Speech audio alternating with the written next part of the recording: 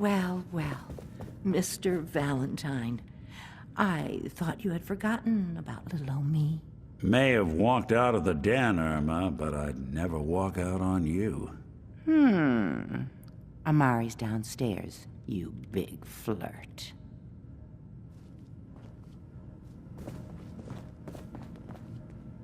You got the memory pod loaded up? Oh, you're not Irma. Goodneighbor's crazy. Thefts, murders, worse. Sometimes you just gotta escape a little to make it through the day. I hear you. It's a mess out there. It's rough in the best of days. But now, you ever listen to the Silver Shroud? That's what we need. No matter how bleak things got, he saved the day. What can you tell me about the Shroud? He's from the radio shows. I've listened to all 419 episodes. And the holiday special. He's the best. Better than Grognak and Man to Man combined. My family and I used to listen to every new episode. You mean when they first aired? How? The last broadcast was hundreds of years ago. I was in cryogenic storage for a long time. I only just woke up. Oh man, that's amazing! You're just like Mr. Abominable from episode 83. Wasn't he a caveman? Yeah, that's the one. They found him in an iceberg off the harbor. Boy, if you just woke up. The world these days must take some getting used to. It seems like people are finally rebuilding and recovering from the nuclear war. Maybe in some parts, like Diamond City, but over here, we got a ways to go. I got a question for you. What if the Silver Shroud was real, with his black trench coat and gleaming silver submachine gun? I got a plan to bring him to life, so we can fight bad guys and give the rest of us a symbol of something better. Good on you for trying to make the world better. I just have to do something, you know? I've built my own custom machine gun, even better than the one in the show. But to make this work, I still need the most important piece. The genuine Silver Shroud costume herself. And they actually got one here in Boston. They made it for the TV show. Will you help? I might do it, if you make it worth my while. I can give you some caps up front. Just promise you'll help me. I'll get the costume for you. You're gonna do this? For real? Before the bombs fell, they were filming the Silver Shroud pilot over at Hubris Comics. So that's where you'll find it. You're the best.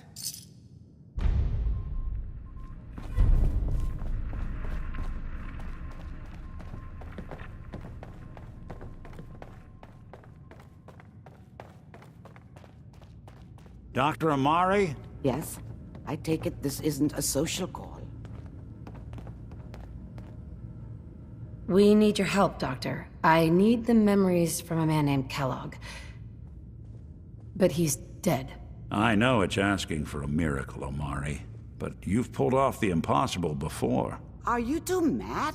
Putting aside the fact that you're asking me to defile a corpse, you don't realize that the memory simulators require intact, living brains to function. Please. Nick told me you're the only one who could make this work. This dead brain had inside knowledge of the Institute, Amari. The biggest scientific secret of the Commonwealth. You need this, and so do we. Fine. I'll take a look. But no guarantees. Do you have it with you? Here's what I could find. What's this? This isn't a brain. This is... Wait.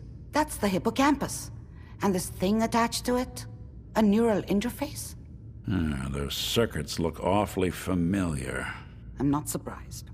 From what I've seen, all Institute technology has a similar architecture. Skip to the good part, Doc? We plugged the brain implant into Mr. Valentine, assuming he's willing to take on the risks. Hell, why not? Plenty of room in my head anyway. Hey, I appreciate this, Nick. You can thank me when we've found your son. All right, let's do this. Whenever you're ready, Mr. Valentine, just sit down. If I start cackling like an old grizzled mercenary, pull me out, okay? Let's see here. I need you to keep talking to me, Mr. Valentine. Any slight change in your cognitive functions could be dire.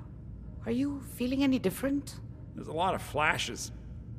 Static. I can't make sense of any of it, Doc. That's what I was afraid of. The mnemonic impressions are encoded. It appears the Institute has one last failsafe. There's a lock on the memories in the implant.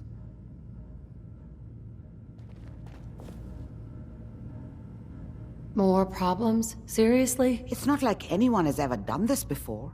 You try making a secret technology work across hardware generations out of spare parts. Just let me think. The encryption is probably meant to keep a single mind from accessing the data. So what if we use two? We load both you and Mr. Valentine into the memory loungers. Run your cognitive functions in parallel. He'll act as a host, while your consciousness drives through whatever memories we can find. All right, let's get started. Just sit down over there, and keep your fingers crossed. See you on the other side.